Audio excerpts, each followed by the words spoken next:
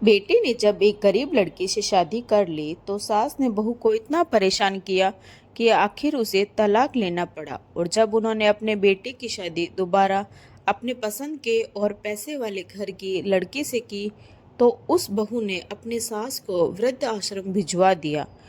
और बेटा जब अपनी माँ को वृद्ध आश्रम लेकर पहुंचा तो वहां जाकर वह चौंक गई, क्योंकि वहां तो उमेश ने जब माँ को पूजा के बारे में बताया था तब वह बहुत नाराज हुई थी।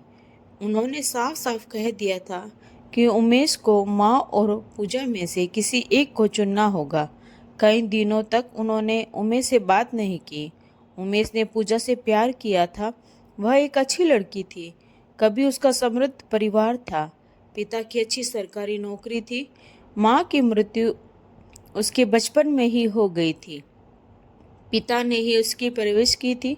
जब वह कॉलेज में थी तब उसके पिता की एक एक्सीडेंट में मौत हो गई थी। उसका अब इस दुनिया में कोई नहीं था। उमेश को पूजा से एक नज़र में ही प्यार हो गया था। उमेश और पूजा का कॉलेज में आखिरी साल था। पढ़ाई समाप्त होने के बाद पूजा को हॉस्टल छोड़ना पड़ा था। उन दोनों ने प्लान किया था कि हॉस्टल छोड़ने से पहले दोनों शादी कर लेंगे, क्योंकि पूजा का अपना परिवार में कोई नहीं था सिवाय एक चाचा के। पूजा जब भी अपने चाचा के घर जाती, चाची उसे बहुत दुख देती थी। वह उसे पूरे घर का काम करवाती थी और मारती भी थी। चाचा को इस बारे में पता नहीं था, और अगर पूजा बता भी देती तो भी वह कुछ भी नहीं कर सकते थे, क्योंकि चाची चाचा से बहुत लड़ाई करती थी। चाची को लगता था कि अगर पूजा इस घर में रही तो उसकी शादी करनी पड़ेगी और दहेज भी देना पड़ेगा। इसलिए एक दिन उन्होंने पूजा को पीट कर घर से निकाल दिया और फिर पूजा हॉस्टल में रहने लगी। पढ़ाई पूरी होने के बाद उमेश और पूजा ने शादी के लिए सोचा।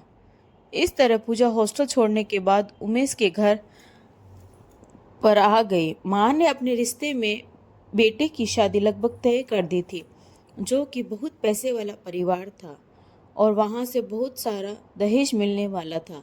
इसलिए पूजा को वह किसी भी तरह स्वीकार करने के लिए तैयार नहीं थी। उमेश की भी मजबूरी थी। वह पूजा को इस हालत में अकेला कैसे छोड़ सकता था। माँ के भारी विरोध के बाद भी उमेश ने पूजा से शादी कर ली। माँ को पूजा बिल्कुल भी अच्छी नहीं लगती थी। उसकी हर बात में नुकसान निकालना जरूरी था। बात बात में पूजा के साथ लड़ाई करना, उसे पनौती कहना नहीं बोलती थी। वह उसे ताने देती थी कि माँ बाप तो मर गए और मेरे बेटे को फंसा लिया। उमेश माँ को समझाने की कोशिश करता, पर वह मानने को तैयार नहीं होती। किसी भी बात की एक हद होती है। पूजा भी रोज रोज की किटकिट से तंग आ गई थी। किसी तरह एक साल बीत गया, मगर माँ के स्वभाव में कोई फर्क नहीं आया।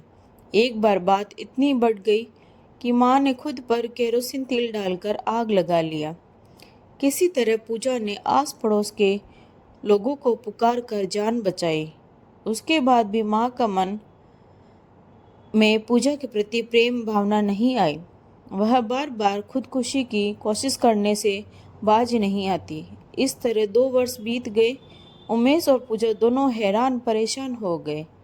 माँ दिन रात पड़ोस में जाकर उमेश और पूजा की शिकायत करती रहती। धीरे धीरे पूजा और उमेश पूरे मोहल्ले में बदनाम हो गए। पड़ोसी भी उमेश को जोरू का गुलाम और माँ का दुश्मन कहने लगे। अंत में सभी पूरी तरह तंग आ गए। उमेश ने माँ से समाधान पूछा तो उन्होंने साफ कह दिया कि वह पूजा को तलाक दे दे। उमेश को यह हरगिज मंजूर नहीं था। पहले तो वह पूजा से नफरत करती थी, अब बेटी को भी मानसिक रूप से प्रताड़ित करने लगी। इन सारी बातों का पूजा पर बुरा प्रभाव पड़ने लगा। वह मानसिक और शारीरिक रूप से बीमार, चिड़चिड़ी रहने लगी। उमेश और पूजा ने गहरी मंत्रणा की। कुछ दिनों बाद उमेश को माँ की जिद के सामने झुकना पड़ा। उसने पूजा को तलाक दे दिया। 1 वर्ष बाद माँ ने उमेश की दूसरी शादी अपनी पसंद की लड़की से करने की जिद पकड़ ली। उमेश ने बहुत विरोध किया तो माँ ने फिर से जान लेने पर उतारू हो गई। अंत में उमेश को माँ के सामने झुकना पड़ा। उमेश की दूसरी शादी गीता से हो गई, जो बहुत सारा दहेज लेकर आई थी। गीता उमेश को कमजोर मर्द और सास को जल्लाद माँ के रूप में देखने लगी। उसका व्यवहार दोनों के साथ इस अनुकूल होता गया। गीता स्वभाव में बहुत कठोर, बद दिमाग और जुबान की गंदी थी। जल्दी उसने अपना रंग दिखाना शुरू कर दिया। किसी तरह 2 वर्ष बीते, घर का माहौल नरक जैसा हो गया। गीता पति के साथ साथ सास से भी नफरत करने लगी।